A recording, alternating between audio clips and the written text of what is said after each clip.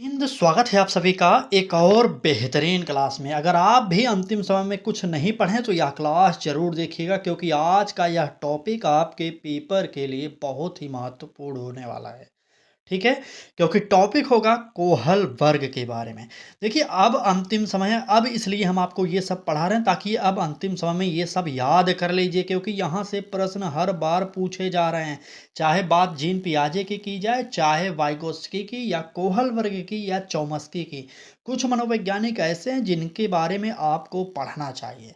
तो चलिए, निवेदन बस इतना करेंगे, पूरा ध्यान से देखिएगा क्लास और पूरी क्लास देखना है। ठीक है? ये रहा क्लास का पहला प्रश्न कोहल वर्ग से। और एक बात, कोहल वर्ग ने कौन सा सिद्धांत दिया? सबसे पहली बात, कुछ थोड़ा थोड़ा पॉइंट जान जाइए। कौन सा सिद्धांत दिया था कोहल वर्ग ने? तो नैतिक विकास का सिद्धांत दिया था। और इस सिद्धांत को उन्होंने 3 पार्ट में बांटा था, 3 चरण में बांटा। और हर एक चरण में 2 अवस्थाएं बताए थे। यानी कि टोटल 3 स्तर में इन्होंने बांटा था अपने इस सिद्धांत को, और हर एक स्तर में 2 चरण अलग से लाए थे। मतलब टोटल 3 स्तर कह सकते हैं और 6 अवस्थाएं कह सकते हैं। अभी हम इनके बारे में फैक्ट बताएंगे। चलिए, पहले सबसे पहले फैक्ट बता देते हैं, उसके बाद क्लास को शुरू करते हैं। आइए, सबसे पहले हम आपके लिए फैक्ट भी लेकर आए ताकि आप लोग देख लीजिए फैक्ट जो ही आपसे पूछा जा सकता है। यहाँ पर देखिए, फैक्ट है कोहल वर्ग के बारे में, कुछ वन लाइनर फैक्ट है, जान जाइए, उसके बाद क्लास देखेंगे। ठीक है? अगर आपसे पूछा जाए कि कोहल वर्ग ने नैतिक विकास को कितने स्तरों में बांटा था, तो आपको बताना पड़ेगा 3 स्तरों में बांटा था। अब यहाँ पर देखिए, इन तीनों स्तरों में कुल 6 अवस्थाएं हैं। फटाफट देख लीजिए कौन कौन सी अवस्थाएं। ठीक है? पहला स्तर था, 3 स्तर में 6 अवस्थाएं थी। पहला स्तर में देखा जाए तो कह रहा है कि पूर्व परंपरागत नैतिकता। इसमें इन्होंने 2 अवस्थाएं बताई। कौन सी? दंड एवं आज्ञा पालन की अभिविन्यास। और दूसरा है हमारा साधनात्मक उद्देश्य एवं विनिमय। ये पहला स्तर हो गया। अब बात करते हैं दूसरे स्तर की। तो दूसरा स्तर होगा परंपरागत नैतिकता में। ठीक है? इसमें 2 अवस्थाएं फिर से इन्होंने बांटा, अच्छा बालक, अच्छी लड़की अभिविन्यास। और चौथी अवस्था थी इसमें कानून एवं व्यवस्था अभिविन्यास। अब देखिए, पहला स्तर हो गया, दूसरा स्तर हो गया। अब बात करते हैं तीसरे स्तर की। देखिए, तीसरे स्तर की अगर बात किया जाए तो यहाँ पर क्या कह रहा है कि उत्तर परंपरागत नैतिकता। इसमें इन्होंने फिर से 2 अवस्थाएं बताई। कौन सी? सामाजिक अनुबंध एवं व्यक्तिगत अधिकार। और अगला अवस्था था सार्वभौमिक नैतिकता सिद्धांत। सबसे पहले पहली अवस्था को फटाफट देख लीजिए, इन अवस्थाओं के बारे में। बच्चा सही कार्य को मुख्यतः दंड से बचने और अधिकार मानने से जोड़ता है। और दूसरी अवस्था के बारे में कहा जाए तो सही कार्य को व्यक्तिगत लाभ और लेन देन से जोड़ा जाता है। और इनकी तीसरी अवस्था के बारे में कहा जाए तो व्यक्ति दूसरों की स्वीकृति और अच्छे संबंधों को महत्व देता है। और चौथी अवस्था की अगर बात किया जाए तो व्यक्ति कानून, नियम और सामाजिक व्यवस्था को महत्व देता है। ठीक है?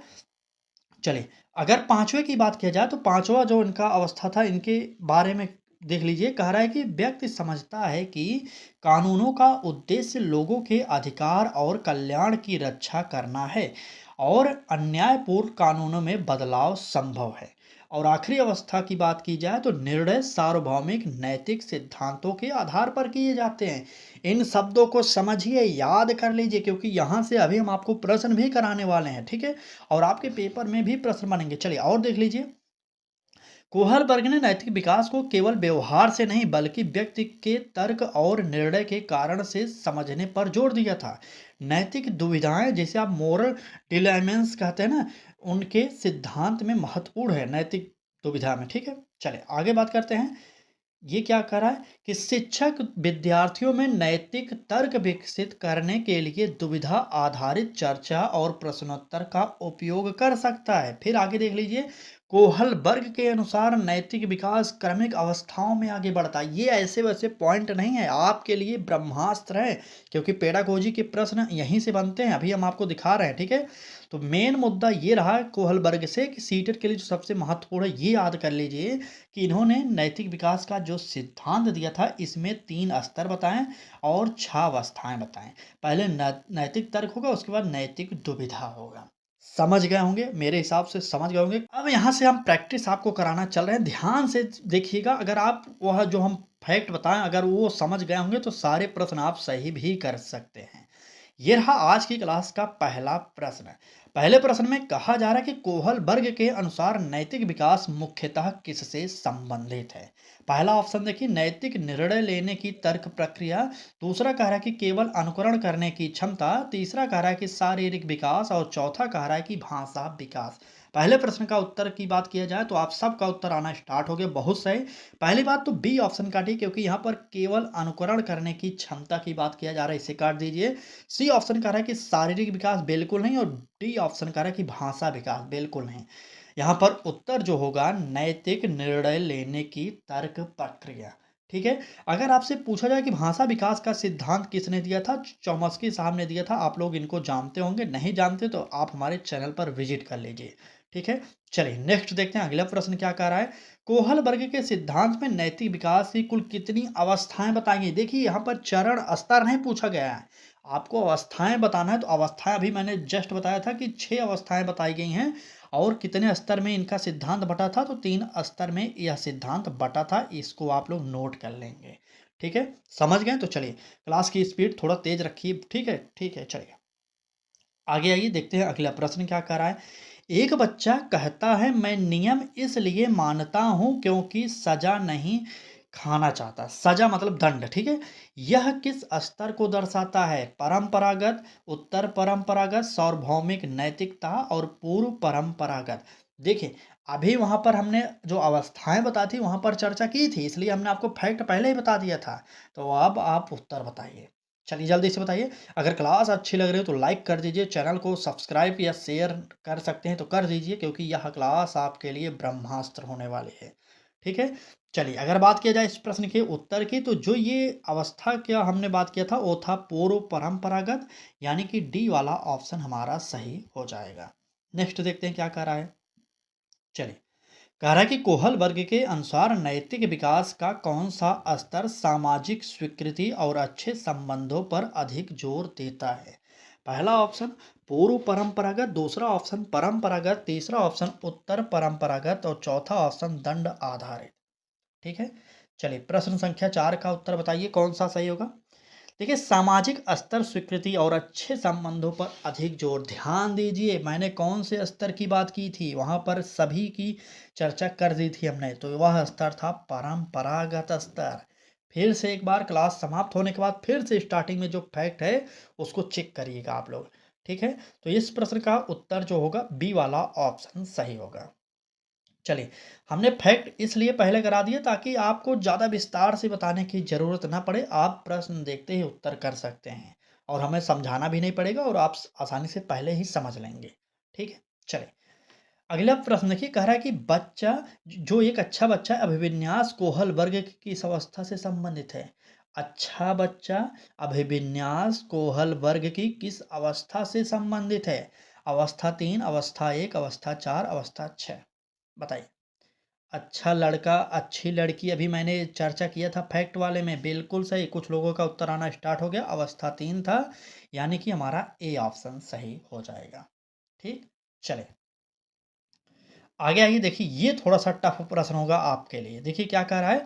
कह रहा है कि यदि कोई विद्यार्थी कहता है मैं नियमों का पालन करता हूँ क्योंकि समाज को व्यवस्थित रखने के लिए नियम जरूरी हैं, तो यह किस अवस्था का उदाहरण है। पहला कह रहा है कि दंड एवं आज्ञा पालन, दूसरा कह रहा है कि सामाजिक अनुबंध, तीसरा कह रहा है कि कानून एवं व्यवस्था और चौथा कह रहा है कि व्यक्तिगत लाभ। ठीक है।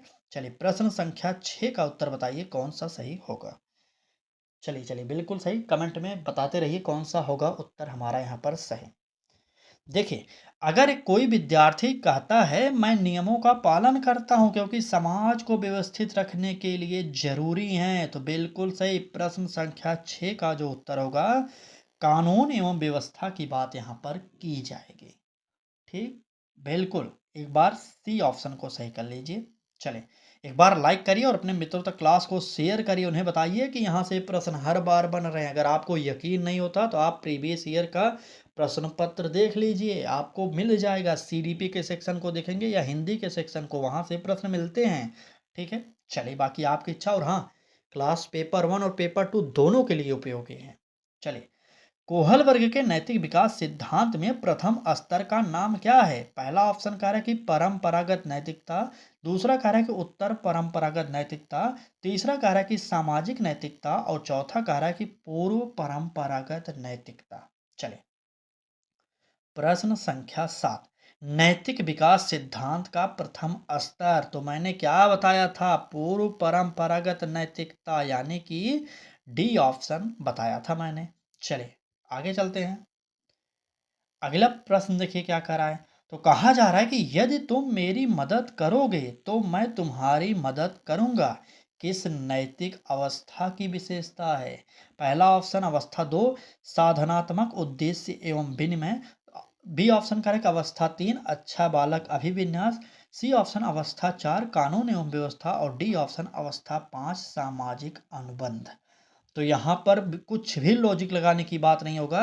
जब तुम मेरी मदद करोगे तब मैं तुम्हारा मदद करूंगा, तो जाहिर सी बात है यहाँ पर अच्छा लड़का अभिविन्यास होगा। ठीक है, अच्छा लड़की या अच्छा लड़का कह सकते हैं। ठीक है, तो यहाँ पर हमारा अवस्था 3 होगा, यानी कि बी वाला ऑप्शन सही हो जाएगा। समझ में आ रहा है कि नहीं, एक बार बताइए तो। चलिए, अपने तरफ से पूरी कोशिश हमने किया कि आपको जितना भी इंपॉर्टेंट फैक्ट बन सकता है प्रोवाइड किया जाए। ठीक है, चलिए बात करते हैं अगले प्रश्न की। कोहल वर्ग के अनुसार नैतिक दुविधाओं पर चर्चा कराने का प्रमुख शैक्षिक उद्देश्य क्या है? पहला ऑप्शन कह रहा है कि बच्चों को एक निश्चित उत्तर याद करवाना, तुरंत काटिए। बी ऑप्शन कह रहा है कि नैतिक तर्क के उच्च स्तर की ओर बढ़ने में सहायता करना हो सकता है। सी ऑप्शन कह रहा है कि परीक्षा में अंक बढ़ाना, बिल्कुल नहीं। और डी ऑप्शन नियमों को बिना प्रश्न स्वीकार करवाना गलत होगा। समझ गए? उत्तर इस प्रकार से निकालते हैं। अगर आपको भी पता ना हो तो जुड़ जाइए हमारे साथ। ठीक है, हमारा उत्तर बी ऑप्शन हो जाएगा। चलें आगे, चलिए देखते हैं क्या कह रहा है अगले प्रश्न हमारा। कहा जा रहा है कि कोहल वर्ग के सिद्धांत में कानून एवं व्यवस्था अभिविन्यास किस स्तर में आता है? पहला स्तर होगा पूर्व परंपरागत स्तर, दूसरा है उत्तर परंपरागत और तीसरा है परंपरागत और अगला ऑप्शन करा कि पूर्व नैतिक।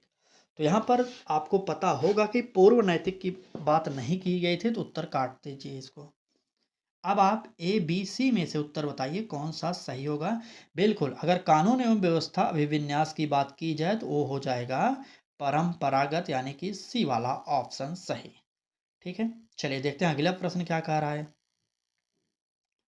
चलिए, कह रहा है कि कोई विद्यार्थी कहता है कुछ कानून बदलने चाहिए क्योंकि वे लोगों के मूल अधिकारों के विरुद्ध है।